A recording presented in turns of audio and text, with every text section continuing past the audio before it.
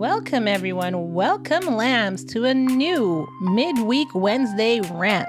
I am your host, Kai. In this Kai Rants, we're talking about a man who was found dead and wrapped in plastic bag. And during the investigation to find out even who he was, they found out that he was allegedly having an affair with, wait for it, the boss's wife. Before we begin this rant, don't forget that this rant and every episode of Love and Murder is sponsored by my lambs in Patreon. If you want to support Love and Murder, you can go ahead and join Patreon at patreon.com/Love and Murder. You get a lot of bonuses over there by being a Patreon. But if you just want to do a one-off donation for Love and Murder, you can go ahead and click in the links, buy me a coffee, and just do your donation. But we would love to have you over there in our Patreon, patreon.com/Love and Murder. Either way, I'm grateful for whatever your support is. So let's get into this midweek mini. Now, this happened in Harris County, Texas, and on August 15th, 2023, Harris County Police Sheriff Deputy found the body of Francisco Romero, who had actually been reported missing by his wife. They found the body on the property belonging to Narciso Banos and his wife, Francisca. I would say Carrizales, but it's a Spanish name, so more than likely it's Francisca Carrizales. Wow, they just left him on their property. So basically, the body of Francisco was found wrapped in a plastic bag inside of a structure on Ezekiel Road near Sam Houston Highway 249 and the Grand Parkway. I know exactly where that is. Wow. So when Romero's wife reported him missing and police went out looking for him, they basically followed the breadcrumb trails all the way to Francisca's house. And those breadcrumbs came from Francisco's wife. She told police that he told her that he was going to go spend the night at his boss's house, then was going to go to work in the morning from there. And his wife said she was really suspicious of this because when he called her, he sounded like he was injured. He didn't sound like his normal self. So she didn't want to cause a ruckus or think anything of it. She was like, okay. But when he didn't show up to work, that's when she called police and reported him missing. So, of course, being that Francisca and Narciso, they have such similar names. Francisco, Francisca, Narciso. Anyways, being that this body was on their property, they were immediately arrested. And what happened was, 49-year-old Narciso found out that Francisca, who was 42, was having an affair with Francisco, who was 32. So when he saw Francisco again, he tied him up with a belt and beat him with the end of the rifle. And then got a handgun. I guess when he got tired of using the rifle, he got a handgun and started beating him with the end of the handgun. And he did this for some hours. And after he did this, he said he then told Francisco to get out of his house. Get off my property. You better go before something bad happens. So Narciso said that Francisco appeared incoherent and he wasn't able to drive, which kind of isn't a shock if you've been beating him with two guns for like the past couple hours. I don't know if it was a couple hours. They said it was a long time. You beat him senseless, literally, and he's senseless, and you're like, get off my property, go drive, and then you're shocked that he's not able to drive, according to you, according to your story.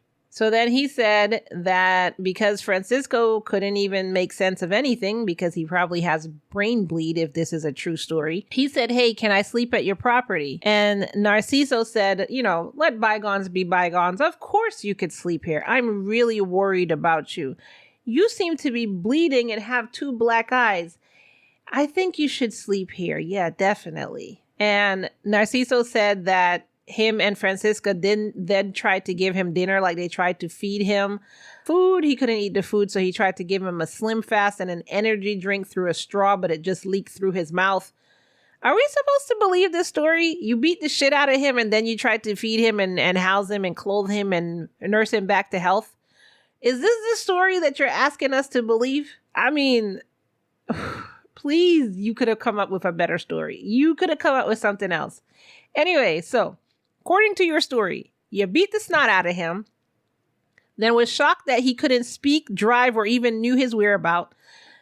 He asked to sleep there. He had sense enough to supposedly ask to sleep there. Then you were like, sure, you could sleep here. You want some dinner? And you tried to feed him. And then you're shocked that it's just leaking out of his mouth because he probably has a broken freaking jaw or 25 concussions. Are you serious? So they were like, all right, well, you stay here. Clearly you're okay. And we got some errands to do. So we'll be out and we'll be back. So they said they went out to run errands and they returned that night. And when they got back, they found out that Francisco wasn't responding. He just wasn't getting up. He wasn't answering them. And they were like, oh, looks like he's dead. And so they made another smart decision and just wrapped up Francisco in a plastic bag and left him in a building on their property. So when police found the body, they also found cleaning supplies in the same room. Okay. I just want to go down the logic train here, which the logic train has left. Everybody's on that train, but these two people lost their ticket and they're still on the platform. They're kind of trying to catch the train, but kind of not, because this logic is not logicking at all, just at all. If you wanted to come up with a lie, at least make it believable. At least. So when they were being interrogated, they actually admitted that they killed Francisco, which, I mean, in so many words, they literally said they killed him. But they came out and said, yeah, we were involved in murdering him. And the police looked at each other and were like, I'm shocked, Johnson. If they wouldn't have confessed, this could have been a cold case for years to come.